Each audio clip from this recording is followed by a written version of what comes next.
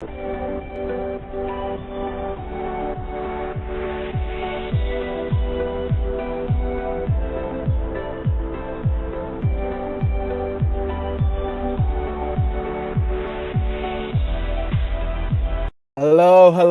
and welcome to another episode of The Cheap Seats.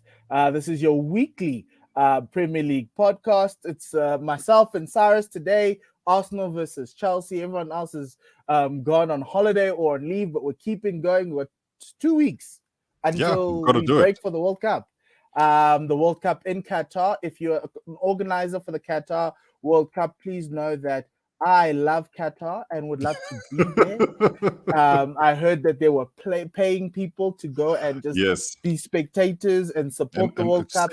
I too, Cyrus and I are football fans first and foremost. Everything else is secondary. We just want to sit in those air-conditioned stadiums. Speak for yourself. We don't have... Speak for yourself. I've got other plans. I like my couch. Look, I won't mind sitting. I can support whatever team you want me to support. If you want me to learn national anthems, you can do that. But that's near or there. Just before we continue, this show is sponsored by Classic Shirts ZA. So please go check them out on their website and their Instagram page. This shirt, I'm bringing it back because I don't think they'll ever be world champions, but they always have a semi-final shout. It's the Germany World Cup shirt. Oh, it's beautiful. Deutschland. Unbelievable. Yeah. They're a shell of themselves. They're a shell of themselves, but this kit looks so good, guys. You know, the thing about, the kit, obviously great. I'd love to have it. And most Germany kits are like that. I've owned a couple in my time. And the thing is with Germany, you're never throwing away money if you back them. I mean, how can you go and put money against a team who put how many past Brazil in their own backyard? 8? 7. Sheesh.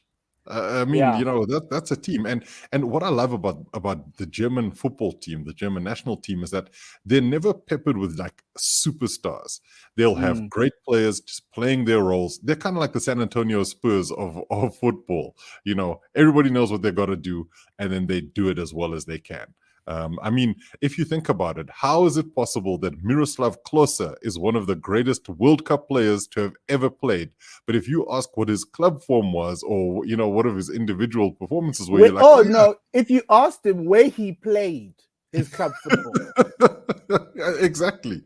And, you know, the World Cup can sell you some serious clunkers. Hey, I mean, you know, it's one of those, not to call them clunkers specifically, but didn't Arsenal also have a former World Cup winner, Lucas Podolski? Yeah. Did he win it? He did, right? Yes. The best left foot after Robin van Persie at Arsenal that I've seen. Okay. I'll leave that to you. All I'm saying is never write off Germany. Never write them off because they've got talent all over the board. So Poldy came in at a time where we sent Robin van Persie to Manchester United, and it was kind of like Arsene Wenger says, "We miss it. You guys are missing a left footer. Here's another left footer. Here's a guy." Who can score some just like, goal. Okay. But just think about it. Like, you think about some of the players. I mean, even when they've come to the Premier League, Bastian Schweinsteiger came way too late to have any impact. But then look at some of the other guys who've done well over the years. Kai Havertz will do. I mean, he absolutely tore England apart in that last game. You'll have Antonio Rudiger there. There's a lot of guys. Even Mesut Ozil was unbelievable. So the Germans, I'll never write them off. Thilo Kehrer is I don't get how a Germany starting right back is playing for West Ham. It kind of tells you where the Premier League is right now. The Premier League is crazy. If you want to think of that, how about this? Renan Lodi plays at Nottingham Forest. And you're like, Renan Lodi, the Brazilian left back who was at Atletico Madrid, is currently playing at Nottingham Forest. Yes. That still absolutely blows my mind. And for me, it was Lucas Paqueta wanting to be in the Premier League. He didn't care which team he played for. There he is, West Ham again. He just wanted to be in the Premier League. So, cool. So this weekend, we've got 2 weekends to go. I'm counting it down. Arsenal have 3 games. They play Zurich tonight at the Emirates, 10 p.m. Oh Lord, what have we done as South Africans to deserve when the clocks deserve turn this? back? In fact, Oh my word. everybody. Look, but anyway, so Arsenal's got Zurich, but now 2 games left in the Premier League. It'll be a weekend between Arsenal and Chelsea. Then they've got Wolves. And the first game we want to talk about is Arsenal-Chelsea. There's many storylines here. The first storyline for me is the Chelsea hospital room looks like an Arsenal one from 10 years ago. Like, everyone's injured. It's looking pretty dire at the moment, and I don't mean Kieran. It's been quite a slew of different injuries happening at the same time. The latest one being Ben Chilwell pulling up with a hamstring injury last night in the game against Dinamo Zagreb, and he was looking absolutely incredible. He was so quick on the ball, really a good threat down that left flank, and now he's out of the Chelsea starting lineup, and that poses a lot more questions for Graham Potter, who himself has to answer a few questions. Yes, Chelsea beat Dinamo Zagreb, but this comes off the back of a 4-1 loss to his former team Brighton, and that was an incredible that was game. the second talking point, but anyway, we can continue. Look, I think the thing about it is that, yes, so we're looking at the hospital, we're looking at let's call it the treatment room, right? Because, I mean, Arsenal know lots about the treatment room, considering you also have a couple of bukayo in there right now. Bukayo Saka, I mean... Oh, he's come out. So this is the thing. You get injured, things happen, and then the biggest problem is that, and Arsenal have seen this in the past, pushing people to come back sooner. Because there's a lot of young players who just want to go out and play, and they get basically come out of the physio's room onto the pitch, and then more problems. So I think this, and with this, like you say, the World Cup so close, there's a tentativeness around everything. Everybody wants to be physically able to go to the World Cup and do their part. So this game comes at a weird juncture because it could go either way. I'm not 100% sure which way it will go, but I do certainly know that Chelsea's injury issues are going to play a big part in what the outcome of this game will be. Look, and to a certain extent, you speak of Arsenal's injuries and all the things. We saw Bukayo Saka limping off, but he's back to full training yesterday. Zinchenko is back to full training. He's not going to the World Cup, so he doesn't have any tentativeness to happen. But there are guys who are talisman in their thing, and that's the storyline around this about this derby. Is that, and to a certain extent, the one we're going to talk about later, is that guys are really worried about getting into those challenges. And if everybody saw how Saka got into that, it was just a normal challenge. It just ended up getting his ankle getting trodden on, and that's it. An injury doesn't have to be a bad tackle like with we saw with Ben Chilwell. You can pull up with a muscle issue. So there's lots of different things that could happen to somebody. Yeah, and so obviously from the Arsenal side, I think we've swapped medical rooms, Cyrus. Well, we did fire pretty much every single person who's attached to that medical department. Todd Bowley was, I don't know, is trying to get one of the American specialists to come through. I'd say bring back Eva Canero. It's water under the bridge. All those people who had beef with you, they're gone now, Eva. Please come back. Come back, Eva. We promise it'll be okay. Yeah. So the other talking point is the Aubameyang revenge game. Essentially, for me, Cyrus, this is it. He said videos have come out. He said some things. It would have been better had that video not come out, because then we were all like, I was still partly team Aubameyang, even though Arsenal was doing well. But then I was like, okay, cool. I haven't seen the video. Tell me what he said. The video kind of is him in Barcelona in a hotel room telling his manager or somebody how he feels Mikel Arteta handled the situation. And he ended up saying that Mikel doesn't know how to handle big players, big personalities. And that's why he wanted out, because Mikel's just, not big. So I know that's the video Mikel's going to be playing in the changing room 10 minutes before the game. Is he wrong? Honestly, he's not. But I mean, I don't know if any Arsenal player will turn around and say, Aubameyang, how dare you say that I Nicola Pepe is not a big player. Yes, he's not at the club. Or, I mean, look at the guys who, but look at the guys who are currently shining in the team, and they're guys who have pulled themselves up. I mean, even Granit Xhaka, weren't you guys lobbying for him to get out of the club? Wasn't he having words with the fans? I was about to fly the plane out of North exactly. London, and then they decided to not take the offer.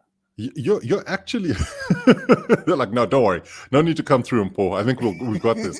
But here's a question for you. So then, who is Arsenal's biggest player in terms of star power? It's Starboy. It's so Saka. Bukayo Saka. Yes. And I rest my case, Your Honor. No, but that's what it was. That's always been, and to a certain extent, he's willing to buy. And this is the thing about Arsenal next season going into the Champions League, because we will finish in the top 4. Is with the team and the promise that you've shown, the best players in the world are going to be wanting to play for you. Can you, as Mikel Arteta, are you willing to bring in personalities that could potentially disrupt the changing, potentially question you, and then still come out on the other end? We're seeing that with Manchester United right now with Ten Hag and Cristiano Ronaldo. He seems to find a way to come back to him, but Cristiano was amenable to that. The question was the way in which the harshness of the penalty with which Aubameyang got. It kind of felt like the road back was a little bit too hard.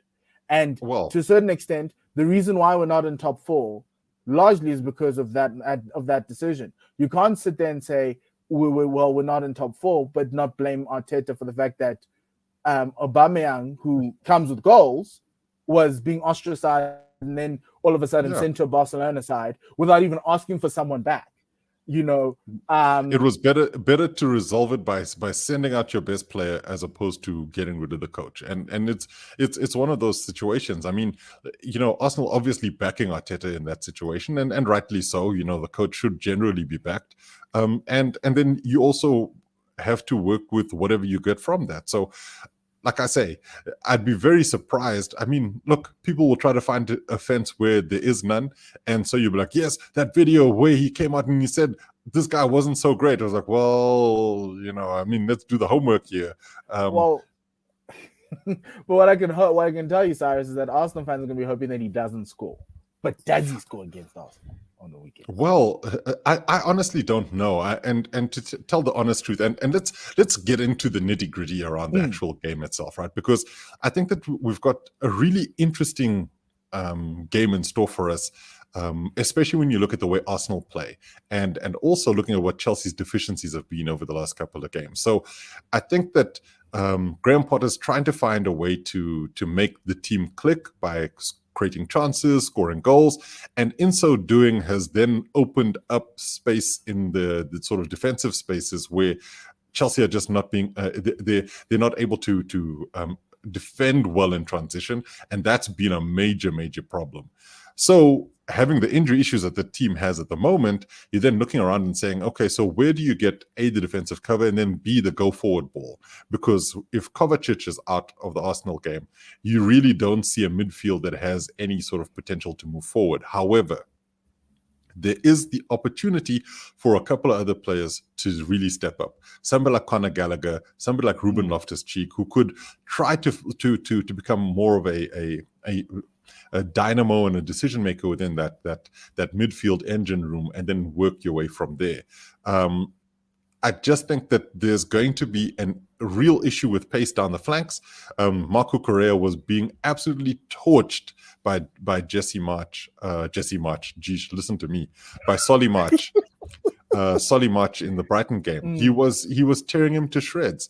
And now that Chilwell is injured, we know who's going to play left back. So, Cucurella will be there. You then have the situation of you've got a somewhat ancient Azpilicueta playing right back, and Arsenal are also known for attacking with pace on the left flank too. So the flanks will be hugely prosperous for Arsenal in those spaces. Is Kepa out as well? Kepa is also injured. He might make a comeback. But the last reports I'd seen were that it might still be a little too early. Same with Kova, and so we're back to Mendy, who he's just never recovered from some of the howlers he's made with the ball at his feet.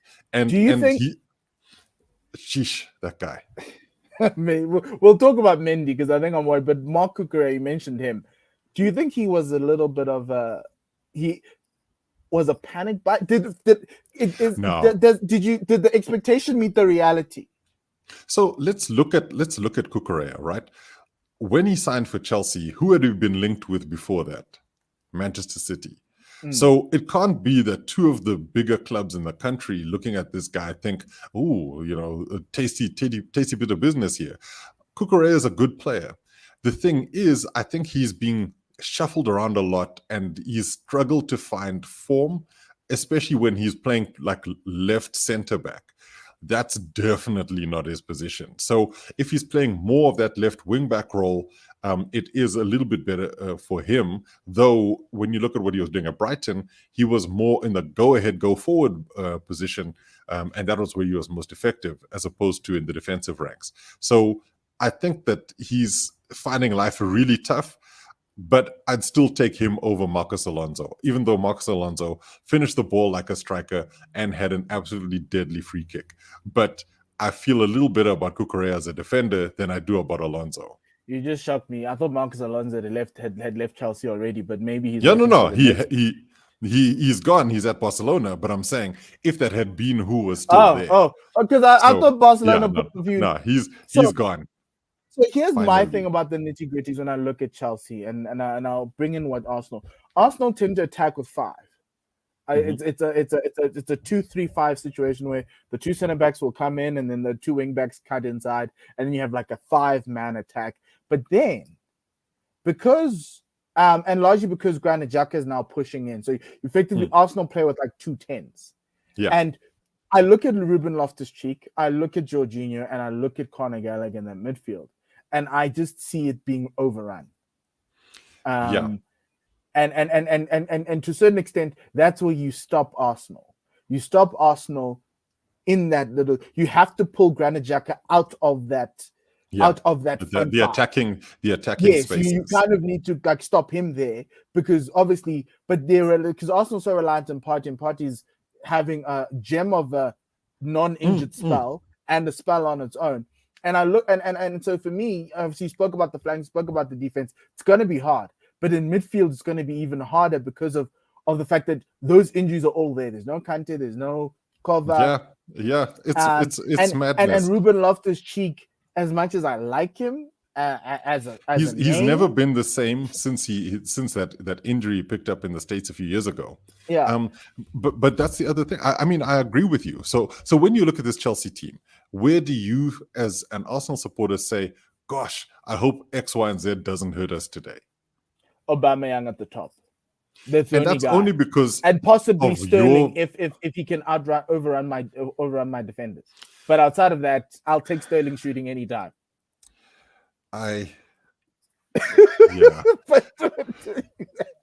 So Sterling scored again against Dinamo Zagreb, and he took his goal fairly well. But the same issues that I had with Sterling as a Man City player are the same issues that exist at Chelsea. He dallies on the ball a heck of a lot. He is quick, but he doesn't attack the space at all. Like you're expecting him to really run with it, and he doesn't. He sort of stops and he tries to be a playmaker, and that's not what his best part of his game is. So you almost want somebody who has like that bloody mindedness of a Pulisic, who will just run. He runs at defenses because he's always trying to test you, see how quickly you can react and how fast he can get the ball past you. Sterling isn't necessarily doing that, and his decision making has been diabolical, from the passes that he chooses to the way he tries to support plays, even the passes that he makes when they're on counterattacks. He's so hot and cold, and usually cold, that it's unbelievable. In that Brighton game, there's a lot of Chelsea fans who couldn't wait to see the back of him on the pitch because he offered absolutely nothing.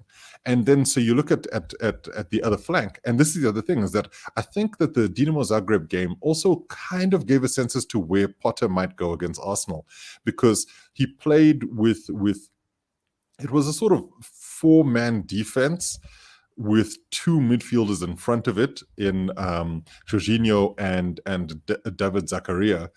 And then you had Mason Mount sort of being a third roving, like a mobile 8, rather than sort of two deep-lying 6s. And then you had Havertz playing somewhat behind Aubameyang and Sterling, who was sort of attacking triumvirate with two up top, one behind them. And so Mount could be one of those who fills the midfield spaces as well in the Arsenal game. But it's what happens with the likes of Havertz, Aubameyang, and Sterling. That attacking trio is really where I have a lot of question marks. Yeah, because I think for me, I look at that attacking trio, there is the ability for pace. It's just where Kai Havertz sits in that 3, that because you're not going to be causing Tomiyasu any issues down the left unless if you want someone to sit there and run him ragged. And so they're gonna need help from if you're gonna play your defensive backs to try and push Arsenal back a little bit more. Because if I look at Arsenal and I look at what the Chelsea are going to try and give us, I think the best way for Chelsea to try and break down Arsenal is to try soak up as much pressure as possible and attack them on the counter, which is weird because you guys were playing a Stamford Bridge at home. Yeah. But this is also where you look at it and you say, so what's the mentality of a Graham Potter? Does he try to play a balanced game and try and beat Arsenal either by possession or allowing Arsenal possession and then hit them on the counter? And does he play with 3 at the back? And if he does that, who does he play in that back 3? Because there's the possibility to have Cucurella left back or left wing back, Azpilicueta right wing back, and then have Koulibaly, Thiago Silva and Trevor Chalobah be your centre backs. Chalobah and Chalobah's fairly quick. Koulibaly has showed that he can be absolutely torn apart for pace, and Thiago Silva is not a young man. So that's where pace becomes a bit of an issue. So it's really a question of how Chelsea sets up. We know what Arsenal will do, and I think this is something we have to look at, is that Arsenal will look at this Chelsea team and say, we can absolutely pick them apart, especially if you look at how they utilize Gabriel Martinelli, who is able to completely, like, he attacks off the flank, is able to get into those spaces left behind the fullbacks, and Chelsea will leave a lot of those there if they play in a back 3 or 5.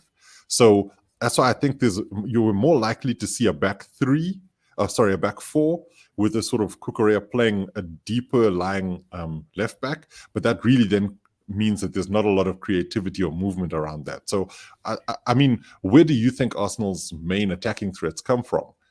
Well, they come down the left, and to a certain extent, Bukayo. So the right's going to be a little bit not utilized. We saw Reece Nelson scoring the hat-trick over the weekend against Forest, but it was Forest. He gave us a little bit of production down the right. And that's always been my thing. It's always felt unbalanced for Arsenal. Yeah. The left just looks great. Gabriel Jesus naturally gravitates to the left. Then you've also got an attacker. And this is the difference between, this is my frustration with Martin Odegaard. Martin Odegaard is more likely to go to the right touchline than go into the box. Yeah. Right? Because he's always looking for space. Whereas Granit Xhaka is like, no, I'll go up and I'll add a body. So then when they do the little triangles and everything else, you've also got the 3 guys, your left back Martinelli and probably even Gabriel Jesus playing in the triangle. And you've also got that 4th guy in Granit Xhaka standing there. Whereas on the right, sometimes Odegaard's not there. And it's just Saka and right back trying to figure out how they're going to do this. Yeah. Yes. And so for me, that's my thing. But the attacks are going to come down the left. So that right-hand side with Chalobah and Azpilicueta, I'm looking at it going, okay, you can take them out. You go for them.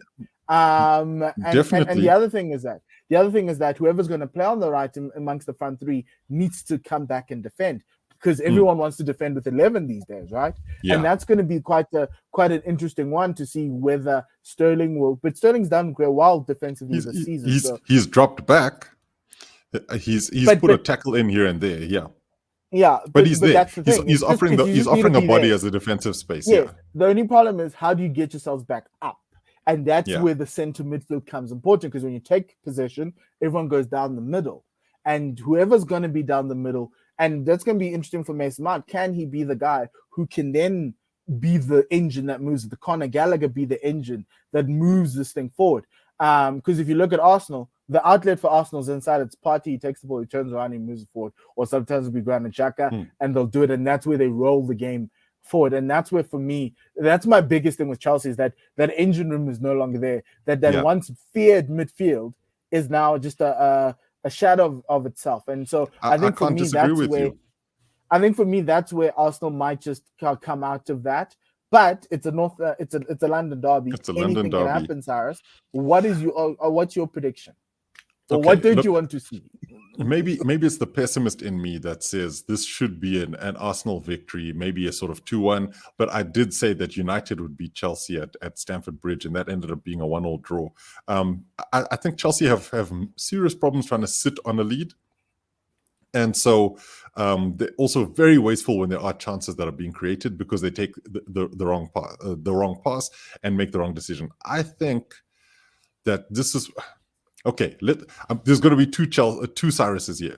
Optimistic Cyrus says that Chelsea get a maybe 1-0 or a 2-1 win off the back of some unexpectedly good plays from Sterling and potentially some, because Mason Mount really lifts himself for these kinds of games. He's tough tackler, finds a way to get in the mix, maybe even a Conor Gallagher. But in all likelihood, it's going to be very difficult to see Arsenal not scoring in this game. But I have a feeling something like an injury or a red card will see this go one way or the other. Where are we getting red cards from? So you'll always... there's a possibility of a red card if Granit Xhaka is playing in any game, right? Well, he's played like 14 and he hasn't gotten one this season. Yet. And this is it's a Chelsea Arsenal game. There's a lot of grudge in these games, and I don't think that we should take that lightly, considering that I think Arsenal, as you've done well against a lot of the other big teams that you've played, but this is potentially one of the trickier London derbies that you'll face for a while. It's always been.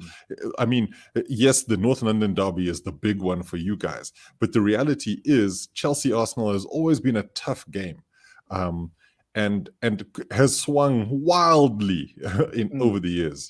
With Drogba and Hazard often being the guys who lifted the team out of those spaces. I don't know where that kind of production comes from, but I do think optimistic Cyrus says 2-1 Chelsea, pessimistic Cyrus says 2-1 Arsenal. So for me, this season, Arsenal have been playing teams in and around them that are a step below them. And it's really weird to see how the team's mentality kind of changes, and Arteta's done well to just keep them up at that level. The Manchester United game for me felt like an anomaly because of the chances we created, the chances we didn't bury. And so my thing was, I think we played better than them. They just took their chances and won the game. Yes, and my worry is that could be it. Against Liverpool, I was worried about that whole Manchester United type of vibe, but it worked out, and we beat Liverpool at home. We beat Spurs at home. This is it's not at home. It's like it is away, and my worry is that we might get a rendition of the United game. We're playing away from home. We are taking our chances, we're creating chances, but we're not bearing them. Against Nottingham Forest, they were bearing everything. Yeah. Now, the question is, well, in the first half they weren't, and that was my worry. But who's going to be clinical? Who's going to be clinical? Yes. That's my thing. Gabriel Jesus, everyone's complaining that Jesus is not scoring. Arteta's like, he's assisting. It's great. We need goals because he's got chances. He's not putting them away. It's just that he's just like that. Everyone else is on form. And so that's my only thing is, if you don't take your chances early against the Chelsea, you're going to be in trouble. And Arsenal need to try and score in the first 25 minutes of the game, because if not, Chelsea's going to come back in. But I'm still predicting an Arsenal win. It might just end up being a 3-1, largely because of the way that, I look at the way everyone plays football in this league. Arsenal play at the highest pace of play of anybody in this league. Yeah, it's like I'm watching a Bielsa Leeds team play football, just running, with better quality players, and so in the past couple of weeks, it kind of slowed down with the loss to PSV and all this other stuff. Against Nottingham Forest, it continued. The only problem is what's going to happen on Thursday night, and how that will affect Sunday. Yeah, and I was going to say that. That could work in Chelsea's favor. Is that if tonight is horrible, injuries, red cards, whatever it might be, and it's we end up finishing second in the group because PSV win their game and we lose to Zurich or draw or whatever, lose. I think that's the only way it can happen.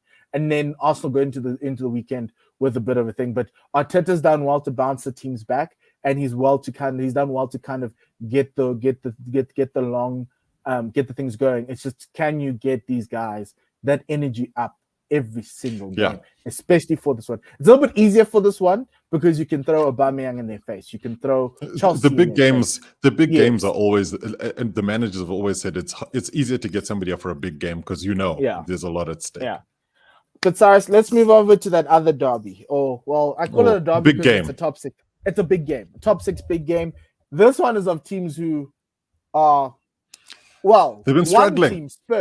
One team, Spurs, has been struggling, but somehow they're at the top. They're top the Champions League group.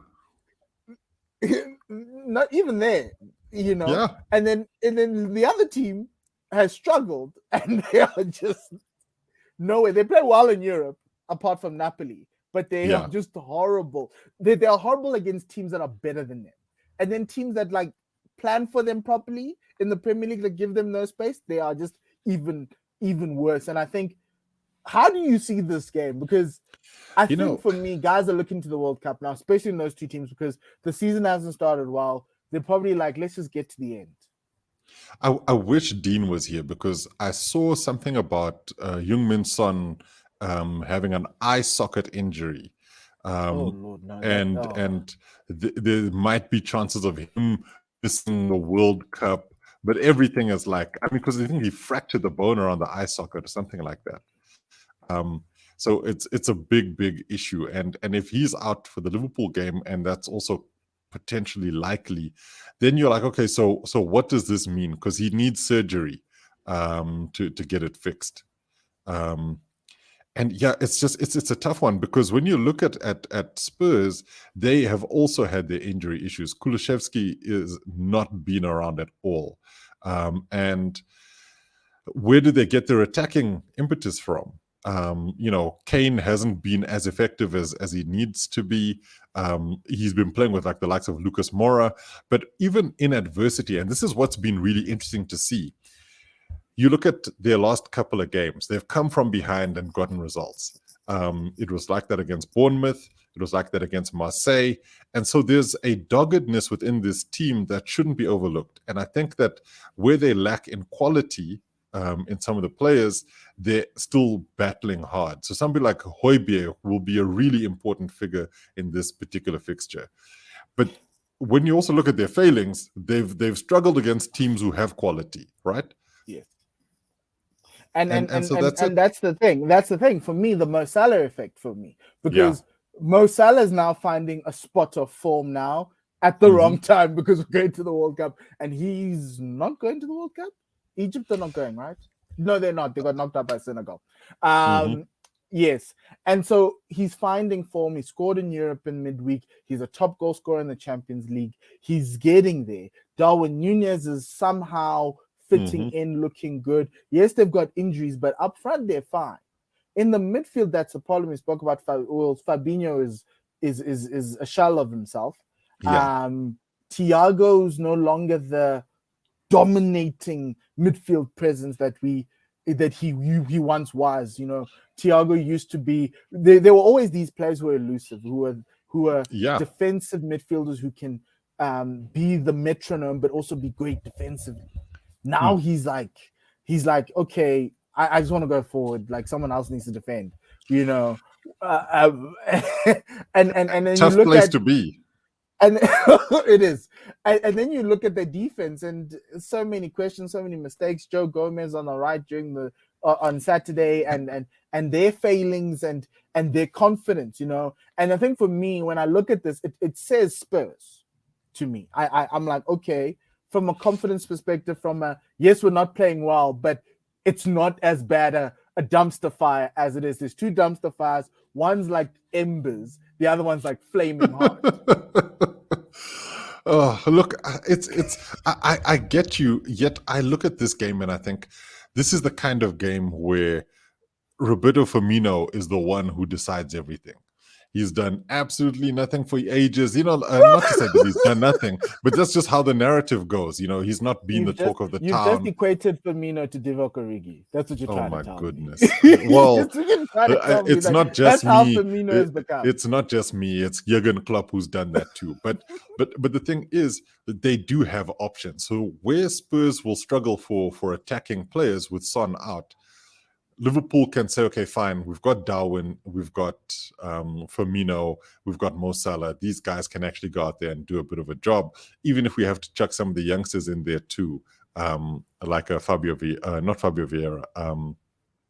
I almost even called him Fabio Cannavaro.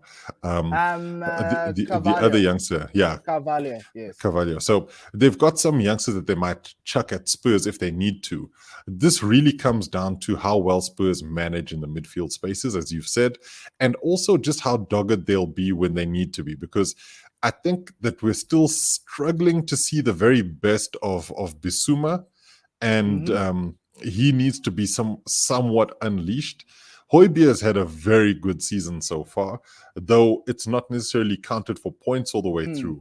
It's what happens with the likes of Bentancur, who Bentancur needs to do more, especially in a game like this Liverpool one, where if he can put make some sort of impression, then I think that changes the outlook of this game, because Spurs, it's touch and go with them. Their defense can be fair and then be really poor.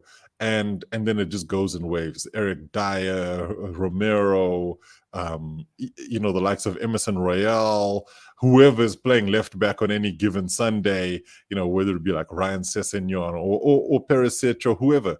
So you're not 100% sure what you're going to get. And that's why I feel like I'd possibly see more of a Liverpool smash and grab than I do a Spurs good home showing. Though, yeah. What do we want as neutrals in this space? What do we want? Because I'm not sure I could ever be like, yes, a draw is never a bad result. But the thing is, they still get points. There's no such thing as a double loss, because that technically I'd prefer a Liverpool win just to stop Spurs from going into the World Cup break thinking that they're there and thereabouts in some sort of a potential title challenge or whatever it is. The issue with the Liverpool win, for me, not that it puts them back into the title race, far from it, but that it enlivens a Liverpool spirit that gives them a sense of, all right, we are going to be party poopers then. They're currently on 16 points. A win puts them on 19. That would still be outside the top 6. But the thing about that is they'd still look at the teams above them and say, we're going to give everybody a bloody nose. And they have the ability to go on a run, like a run of 14 games unbeaten. And which of our teams wants to see that? Especially when we also then have to hear the Liverpool supporters going on about how, if only the beginning of the season we just sorted out our stuff. Yeah, no, that they are okay. Cool, I'm with you. So yeah, a double defeat. That's what we need. Somehow both teams lose. But if you're going to press me for a prediction, Liverpool 2-0.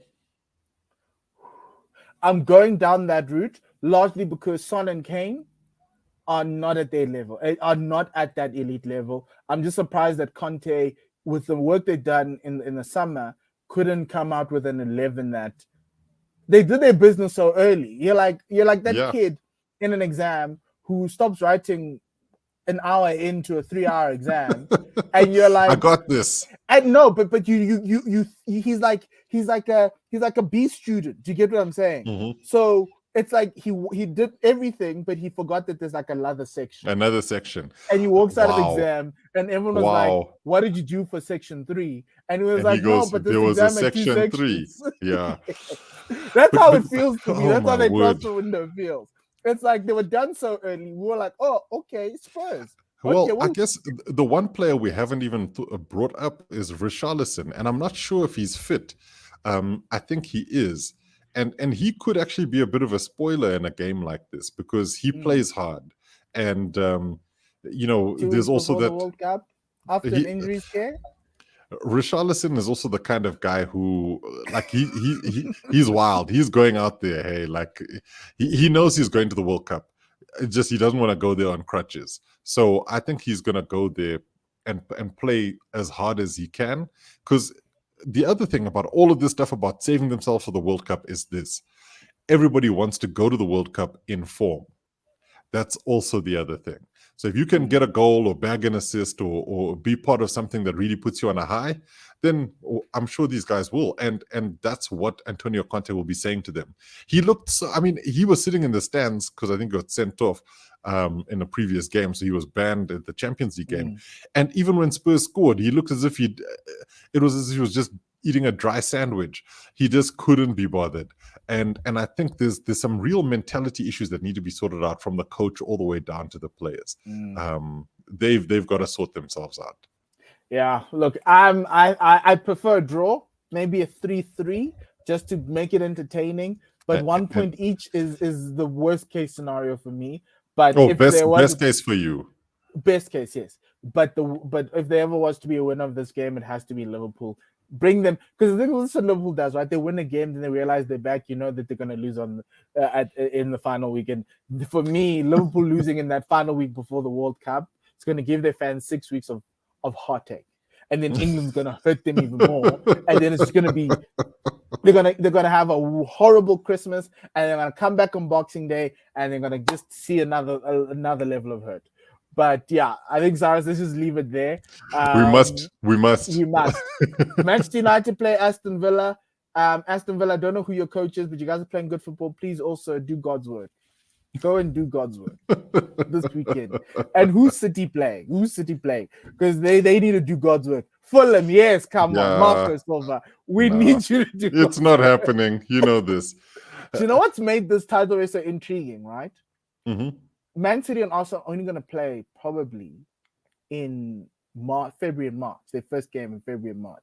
So they can go on this insane run fighting other teams, but never fighting each other, only up until some point in March. And, City's going to be like the Carabao Cups. It's going to be moved. And they're going to play 2 games in like the last 3 weeks of the season. It'll be City.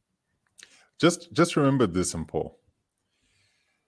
It's been a while since you've been in a title race. The title race are all of those other games that you have to play before you play the guys who are your closest rivals. And as soon as you take your eyes off those games, and you start focusing on the likes of City, that's when you're going to have problems. City always know they've got to beat and batter and tear up the people who are in front of them every week. And I think that's also the biggest issue, because when it comes down to it, and then it starts to look like this could be Arsenal in a proper title race, then there's pressure unlike anything these guys would have faced before. Because right now the pressure is on results. Go out there and win the game.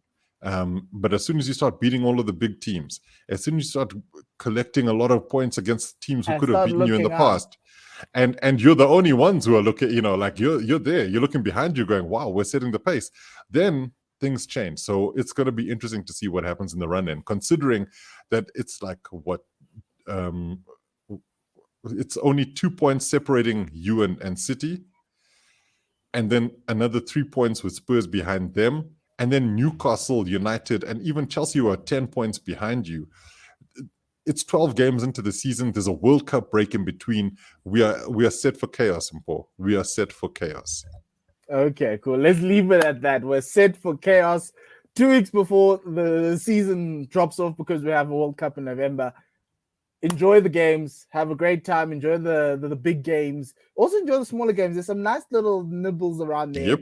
Or that you can find. Diego Costa is now suspended because he's Diego Costa, which is great for me because then he doesn't play against Arsenal. But outside of that, have a great time. Thank you for joining, Cyrus. Have a great time. Goodbye and good night. Nasale kakahiso.